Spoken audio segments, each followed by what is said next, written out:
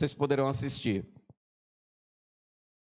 Eu vou estar aqui traduzindo para os irmãos, acompanhando a leitura, ver se eu consigo enxergar daqui, né? It's Friday. É sexta-feira. Jesus está orando, Pedro dorme, Judas está traindo, mas o domingo está chegando. É sexta-feira. Pilatos, o Sinédrio conspira. Ali a letra está muito miúda.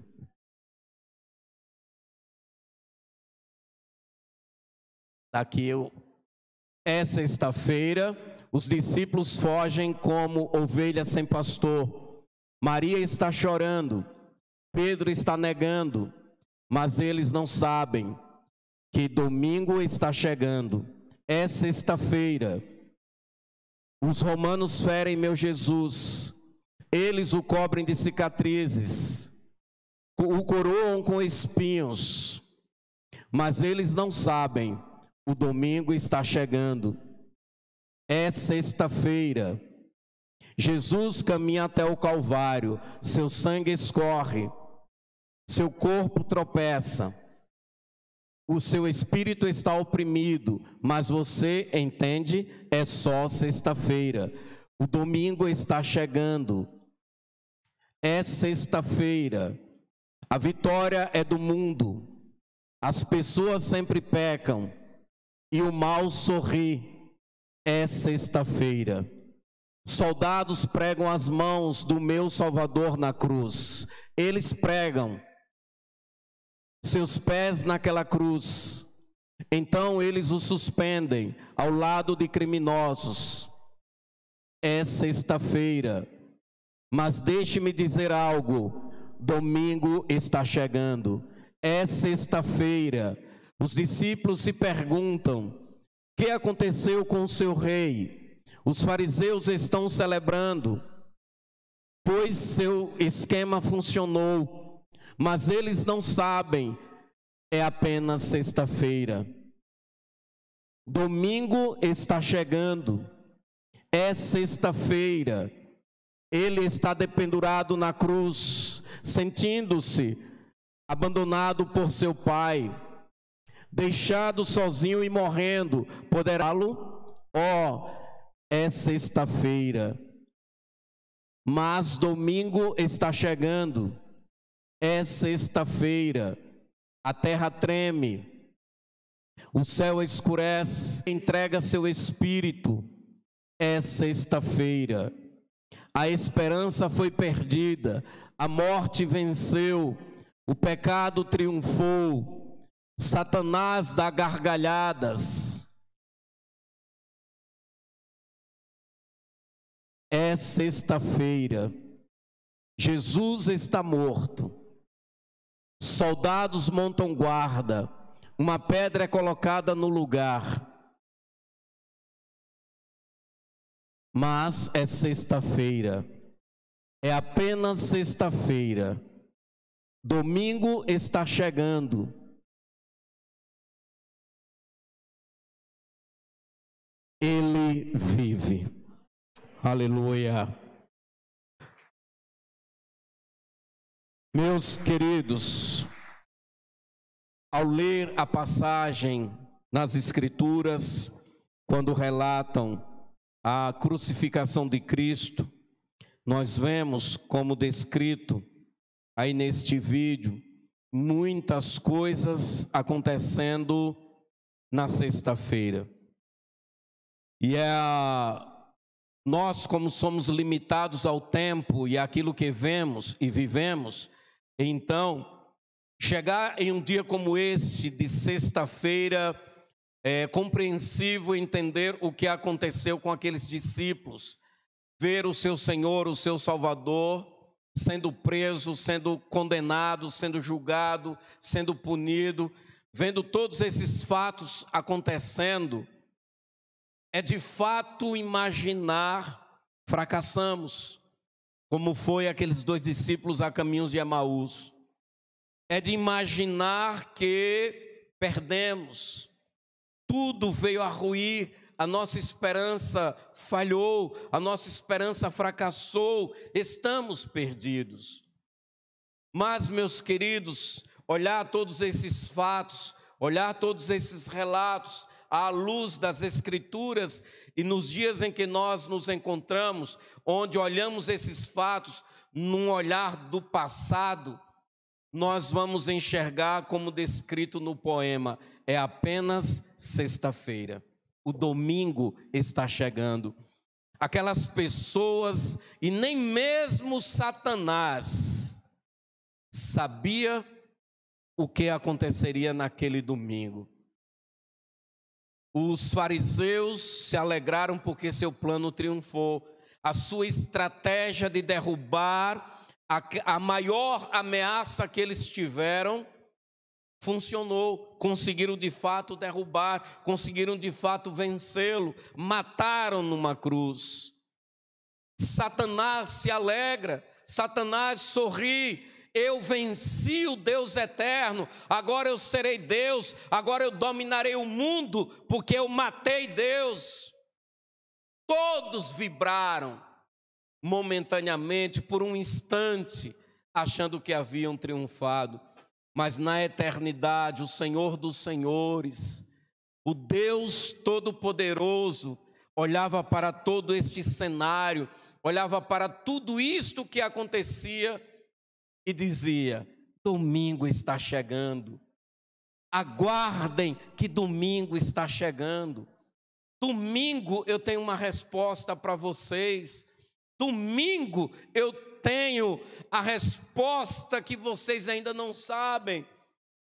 Domingo vocês verão quem de fato é Senhor, quem de fato tem poder, quem de fato rege a história, quem de fato domina sobre o mundo.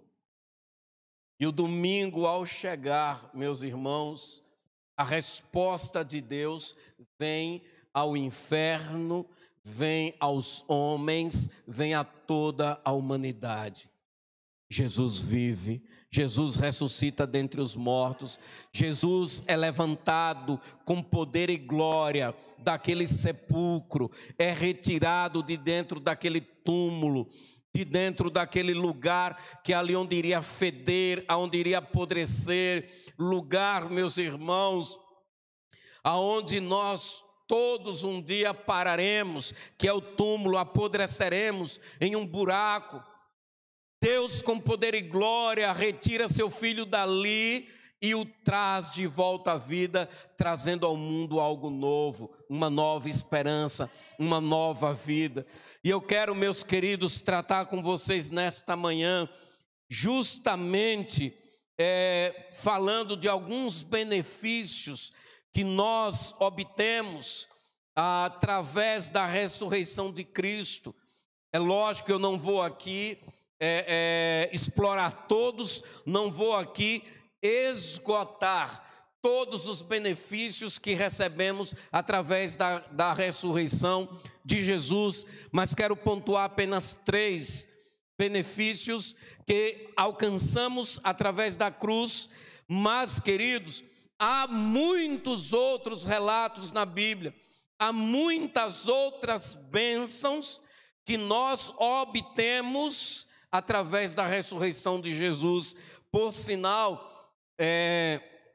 estamos estudando a carta aos Efésios, e do capítulo 1 ao capítulo 3 nós falamos de muitas destas bênçãos que nós obtemos através da cruz, através da ressurreição de Jesus. Mas eu quero mencionar apenas 3 delas. E a primeira, meus irmãos, é que o primeiro benefício que nós obtemos através da ressurreição de Cristo é a base para a nossa fé.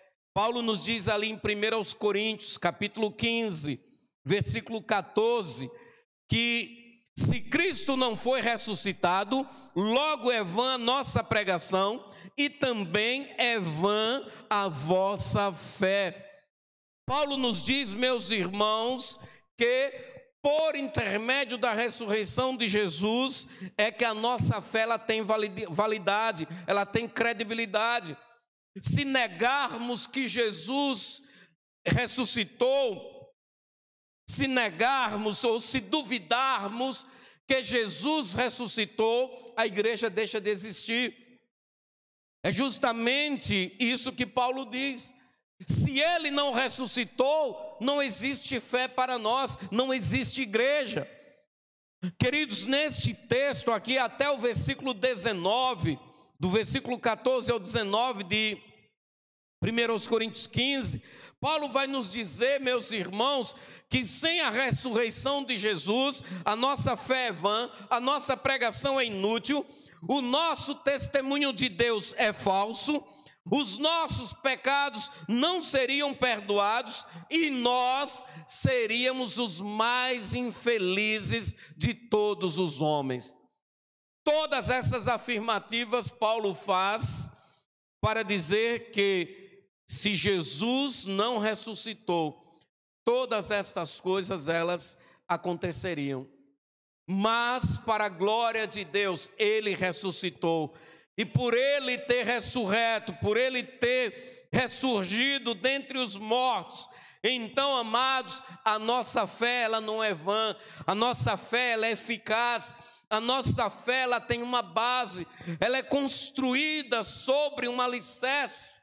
A nossa pregação ela tem utilidade, a nossa pregação ela tem poder de transformação, ela tem poder, meus queridos, de libertação, porque a nossa pregação, ela não vem de nós mesmos, mas ela é o anúncio da revelação de Deus, e a palavra de Deus, ela é poderosa para transformar o homem. Então, a nossa pregação, ela é útil, a pregação da igreja, ela é essencial e fundamental para a vida da humanidade, para a existência da humanidade, porque por meio desta pregação, milhões e milhões de pessoas estão sendo restauradas e suas vidas transformadas.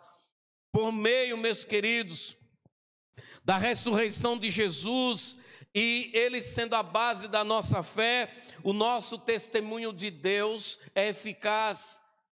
Nossa pregação, o testemunho, aquilo que testificamos através de Deus ou do nome do Senhor é verdade.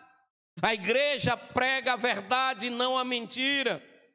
Jesus mesmo declarou-se: eu sou o caminho, a verdade e a vida.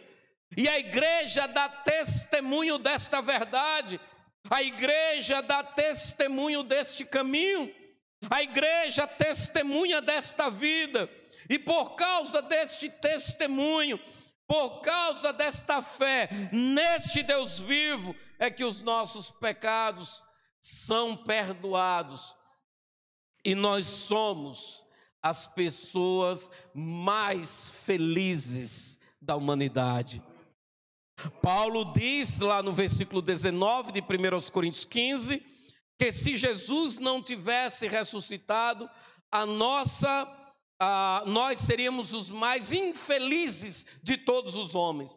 Mas como é o contrário, Jesus ressuscitou, então podemos dizer, mais que feliz é o povo de Deus, mais que feliz é a igreja do Senhor, porque ela tem Jesus, porque o Deus vivo habita nela.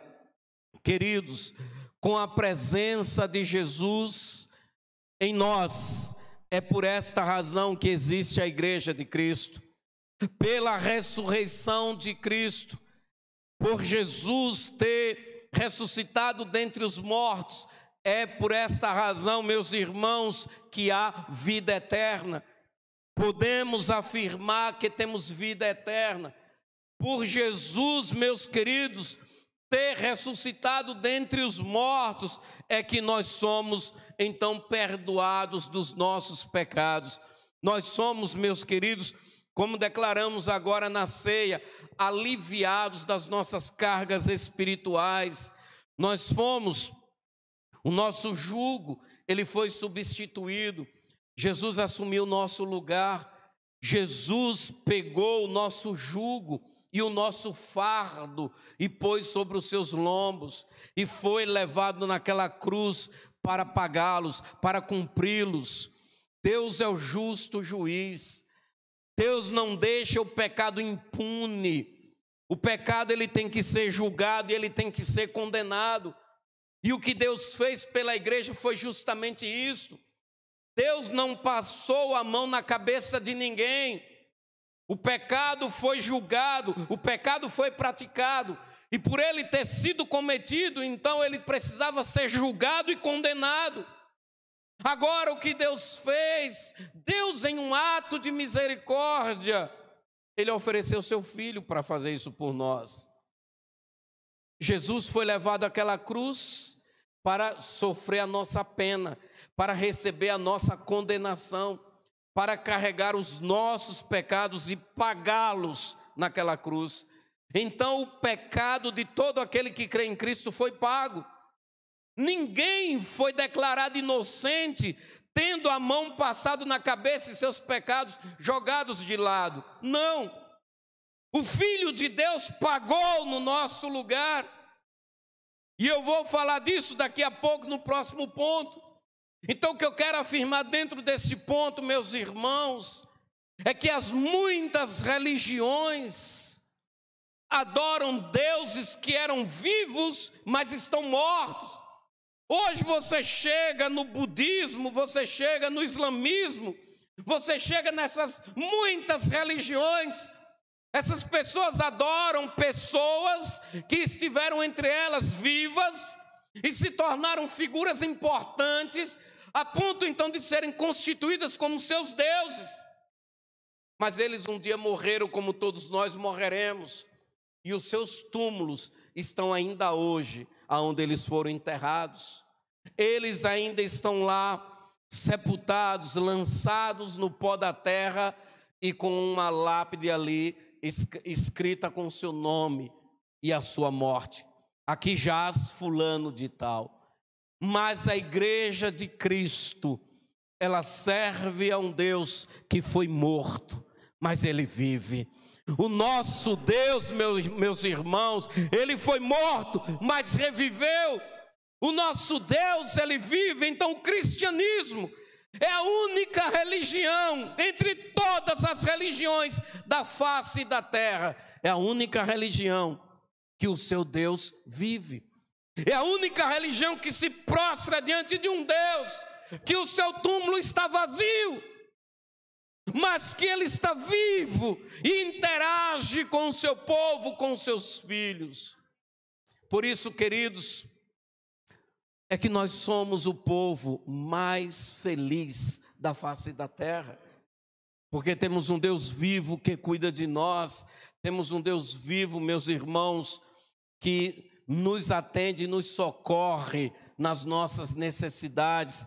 O Deus vivo vê e contempla todas as nossas necessidades, tudo aquilo que passamos, as aflições pelas quais passamos, Ele está vendo.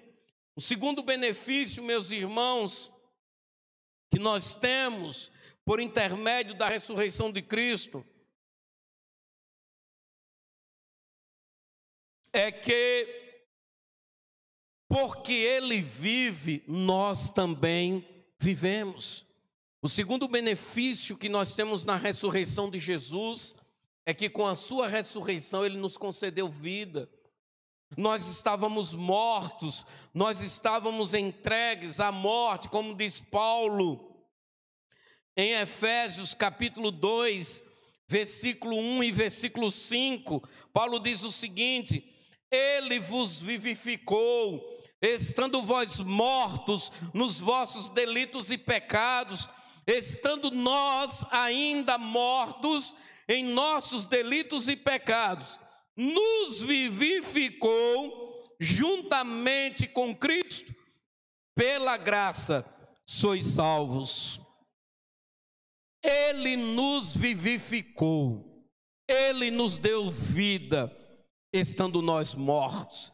Então, amados, a condição da humanidade, antes de conhecer Jesus, a nossa condição, antes de crermos em Cristo, era um estado de morte.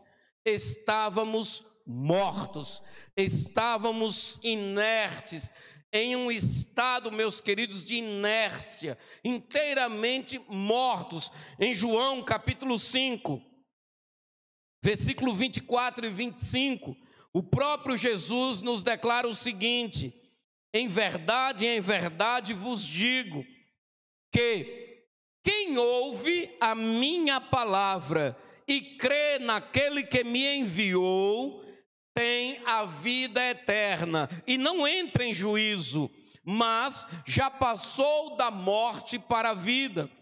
Em verdade vos digo, que vem a hora, e agora é, em que os mortos ouvirão a voz do Filho de Deus, e os que ouvirem viverão.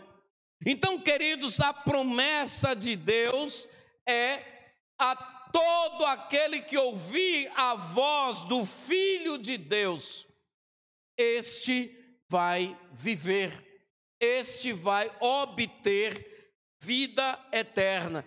Então, tanto neste texto de João, quanto no texto de Efésios, ou seja, Jesus aqui em João e Paulo em Efésios, ambos nos afirmam que a condição do homem sem Deus é morte, ou seja, é morte espiritual. O homem está debaixo de uma condenação, está debaixo do pecado, e o salário do pecado é a morte. Queridos, por estar morto, pelo homem estar morto, o que entendemos é que esta condição, ou essa situação em que ele se encontra, o deixa incapaz de uma aproximação a Deus. O homem precisa do agir de Deus para que ele se aproxime do Senhor. É aí a primeira afirmativa de Paulo em Efésios 2:1. Antes de Paulo dizer qual era a condição espiritual que o homem estava, Paulo fala o que Deus faz para tirar o homem da condição que ele se encontra. E vos vivificou, estando vós mortos nos vossos delitos e pecados. O que é que Deus fez quando o homem estava morto? Ele trouxe vida. Então, meus irmãos, para que o pecador se aproxime de Deus, é necessário primeiro a ação do Espírito Santo. O homem é incapaz de se aproximar de Deus por si mesmo. O homem, debaixo da condição espiritual que ele está, que é o pecado, ele está morto. E você não chega num velório esperando que o morto lhe agradeça por você ter ido lá no funeral dele. Se isso acontecer, pode ter certeza que um bocado de gente vai correr. Ninguém vai esperar interagir com o defunto. É muito difícil quando alguém vai num velório para não dar uma passadinha pelo caixão. É um hábito das pessoas, até quando a gente não conhece. Que eu já fui em velório de gente que eu nunca vi, mas por ser ligado a alguém que eu conheço, eu tenho que ir. E aí não conheço, não vai fazer diferença, mas o hábito, você tem que ir lá e olhar para a cara do defunto. E aí ninguém está esperando, quando você olha lá para o defunto olhar para você, obrigado. Não vai, meu irmão, você não espera isso, o cara está morto. Então essa é a situação espiritual da humanidade. A humanidade, o homem debaixo do pecado, ele está morto, incapaz de se inclinar a Deus, de ouvir a palavra de Deus e recebê-lo como Salvador. Aí vem o Espírito Santo, vivifica. O Espírito Santo dá o ato inicial, produz a vida, põe o homem em condição de responder, de corresponder àquilo que ele está ouvindo. No dia que eu confessei Jesus como meu Salvador, a verdade, eu publiquei a minha decisão 3 meses depois do impacto que eu recebi. Então, nesse intervalo aí, eu não sei dizer aonde aconteceu minha conversão, mas registrei como o dia da minha conversão, o dia que eu levantei a mão. Mas ali, meus irmãos, antes que eu levantasse a mão, dia 9 de julho, de 1995. Antes daquele ato ali de eu levantar a mão, antes daquele momento de eu entender que este era o caminho que eu queria seguir, que essa era a verdade que eu queria crer, o Espírito Santo tratou dentro de mim, me colocando em uma condição de tomar essa decisão, de chegar a essa compreensão que esta é a verdade, este é o caminho. É esta obra, meus irmãos, que Deus ele faz por nós. Por isso que a igreja tem que fazer o que você precisa fazer, meu amado, em relação ao seu familiar, ao seu amigo, ou seja, quem você deseja que seja salvo. O que nós precisamos fazer é pregar o evangelho a essas pessoas e orar a Deus para que o Espírito Santo convença essas pessoas que são pecadores. João 16, Jesus diz que uma das missões do Espírito Santo é convencer o homem do pecado, da justiça e do juízo. Então o homem não vai se arrepender antes que ele seja convencido pelo Espírito Santo. É preciso que o Espírito Santo convença-o de que ele é pecador, de que ele está morto, de que ele está debaixo de condenação, e ele precisa que o seu estado espiritual de vida seja modificado. A igreja precisa orar, pregue e ore. Pregue a pessoa e ore a Deus para o Espírito Santo agir sobre ela. Essa é a nossa parte. Aí o Espírito Santo vai agir e levá-lo à conversão. É um trabalho completo onde vidas se arrependerão.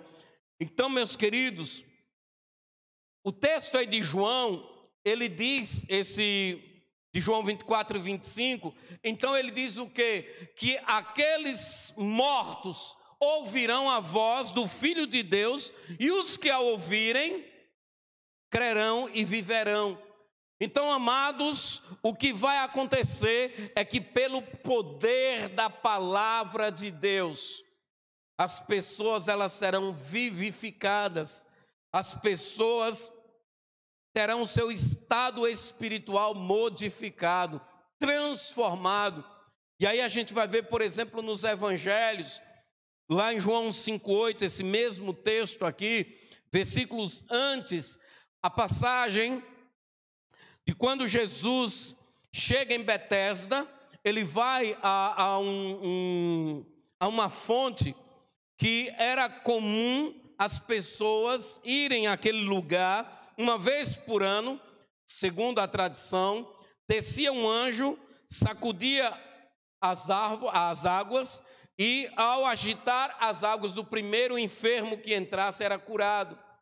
E Jesus, ao chegar naquela fonte, tinha um paralítico de 38 anos de paralisia. E ao chegar aquele homem, Jesus pergunta a ele se ele quer ser curado. E aquele homem dá alguns argumentos: que não tem quem me coloque, quando eu chego, alguém já entrou. Aí vem com aquelas desculpas que a gente dá, de justificativas e de dificuldades, de autocomiseração. Aí Jesus, é como Jesus dissesse: meu amigo, eu não estou querendo saber das dificuldades, eu estou perguntando, você quer ser curado? Você quer saúde? E aí, então o que é que Jesus faz? Jesus diz: levanta-te, toma o teu leito e anda. Jesus, pelo poder da sua palavra, dá uma ordem de cura àquele homem. E nós vamos ver, meus queridos, em outros casos também, muitas outras passagens, pessoas que foram curadas pelo poder da palavra de Deus, pelo poder da palavra de Cristo. Ele ordenou e a cura veio. Mortos que foram ressurretos, a exemplo de Lázaro. Quando Jesus ressuscitou a Lázaro, tão somente Jesus disse: Lázaro, vem para fora. Uma ordem da palavra de Deus. A palavra de Deus declara, Hebreus capítulo 4, versículo 12, ela é viva e eficaz, meus queridos. A palavra de Deus, ela é viva e poderosa. A exemplo de Gênesis 1, o que nós vemos ali é que o universo foi criado pelo poder da voz de Deus. pelo poder da palavra de Deus. Então, queridos, pelo poder de Deus, pelo poder da sua voz, é que a igreja hoje existe, porque Jesus estava morto, Deus o ressuscitou, e por intermédio da sua ressurreição, Jesus foi trazendo vida àqueles que estavam mortos, Jesus foi dando vida aos que estavam mortos, e Paulo, meus irmãos, nos declara um cântico de vitória, ali em 1 Coríntios 15, do versículo 55 ao versículo 57, Paulo nos traz um cântico de triunfo, um cântico de vitória, quando ele diz: onde está, ó morte, a tua vitória? Onde está, ó morte, o teu aguilhão? O aguilhão da morte é o pecado, e a força do pecado é a lei. Mas graças a Deus que nos dá a vitória por nosso Senhor Jesus Cristo. Onde está, ó morte, a tua vitória? Onde está o teu ferro de punição? Graças a Deus que o Senhor nos concedeu Jesus. Ele venceu a morte, ele triunfou sobre a morte, e por isso ele vive, e por ele viver, nós também vivemos. Por ele estar vivo, é que nós estamos vivos. Por ele ter ressurgido dentre os mortos, nós temos a esperança da ressurreição eterna. E esse, queridos, é o terceiro ponto que eu quero trazer para nós nesta manhã, que o terceiro benefício que nós temos através da cruz, o terceiro benefício que nós temos pela ressurreição de Cristo, é justamente que por ele ter ressurreto dentre os mortos, ou ter ressurgido dentre os mortos, nós também um dia ressuscitaremos. A nossa ressurreição está garantida. O mesmo poder que o ressuscitou irá nos ressuscitar também. Efésios 2:6. Paulo declara: e nos ressuscitou juntamente com ele, e com ele nos fez sentar nas regiões celestes em Cristo Jesus. Colossenses 2:12. Tendo sido sepultados com ele no batismo, no qual também fostes ressuscitados pela fé no poder de Deus, que o ressuscitou dentre os mortos. 1 Coríntios capítulo 6, versículo 14. Ora, Deus não somente o ressuscitou, não somente ressuscitou ao Senhor, mas também nos ressuscitará a nós pelo seu poder. Então, queridos, o poder que ressuscitou Jesus dentre os mortos, como Paulo declara aí no texto, como Paulo nos mostra aqui nestes textos lidos, o mesmo poder que ressuscitou Jesus nos ressuscitará. Não esqueçamos, meus queridos, em Mateus 28:18, Jesus diz ali que toda autoridade me foi dada nos céus e na terra. Ou seja, todo o poder foi dado a ele no céu e na terra. E este poder que ressuscitou Jesus é o mesmo poder que ressuscitará a igreja. Um dia nós morreremos no Senhor, mas, queridos, com ele também viveremos. Como declara o apóstolo João lá na sua primeira carta, nós viveremos com ele na eternidade. Um dia nos reuniremos a ele na eternidade. Um dia estaremos reunidos com ele na presença do Todo-Poderoso. Por isso, queridos, é que este Deus, este Senhor, que venceu a morte, e este poder que o arrancou do túmulo, que o arrancou do sepulcro, é o mesmo poder que é concedido à igreja hoje, para que ela se mova, para que ela exista, para que ela viva. É o mesmo poder, meus queridos, que nos regenerou quando nós estávamos debaixo do vil pecado. quando ainda estávamos dominados pela escravidão do pecado, mortos na nossa vida espiritual, este mesmo poder nos concedeu vida. Este poder, queridos, que ressuscitou Jesus, é o mesmo poder que nos sustenta hoje nas nossas hostilidades, é o mesmo poder que hoje nos sustenta nos nossos temores, nas nossas aflições, nos dias maus que vivemos. Este mesmo poder que ressuscitou Jesus, é a este poder que nós nos submeteremos em todo o nosso caminhar, em toda a nossa história, nos nossos momentos de fraqueza, como declarou Paulo. Quando estou fraco, aí é que sou forte, porque o teu poder se aperfeiçoa na minha fraqueza.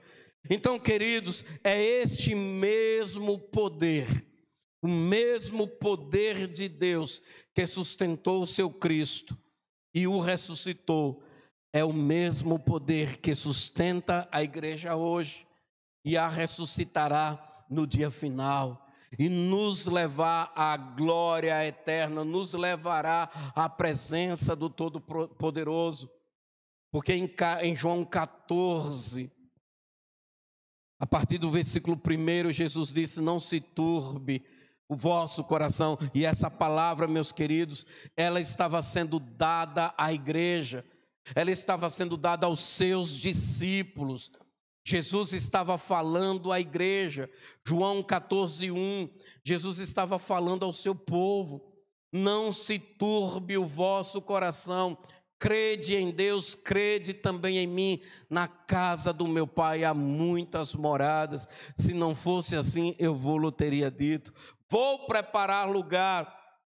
E aí vem agora a promessa, a viva e grande promessa que a igreja tem se movido e existido e aguardado com expectativa o cumprimento dela, quando ele diz que vai preparar lugar, mas voltará para nos buscar, para nos reunirmos com ele eternamente.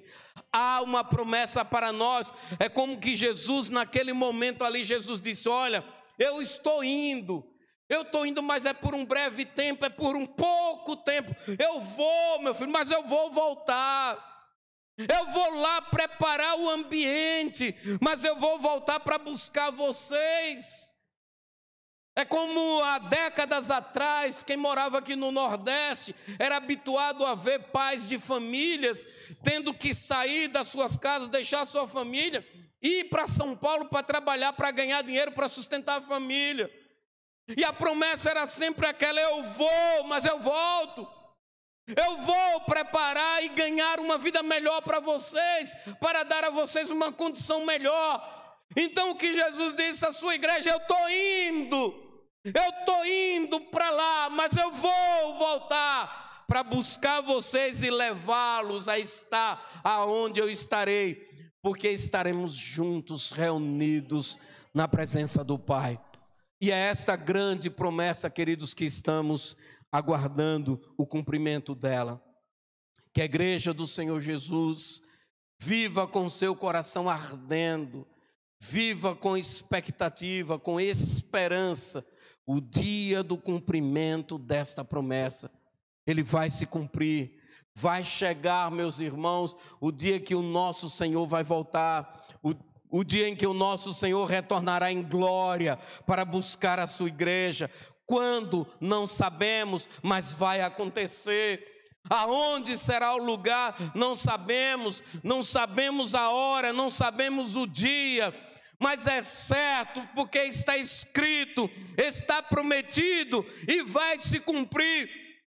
Os céus se abrirão ao tocar da trombeta, o Senhor Jesus descerá em nuvem de glória e convocará os seus santos, convocará o seu rebanho, convocará a sua igreja para se reunir com ele nos ares e assim se apresentar ao Pai. Igreja viva, igreja santa, igreja gloriosa, igreja sem mácula, igreja irrepreensível, igreja purificada pelo seu sangue.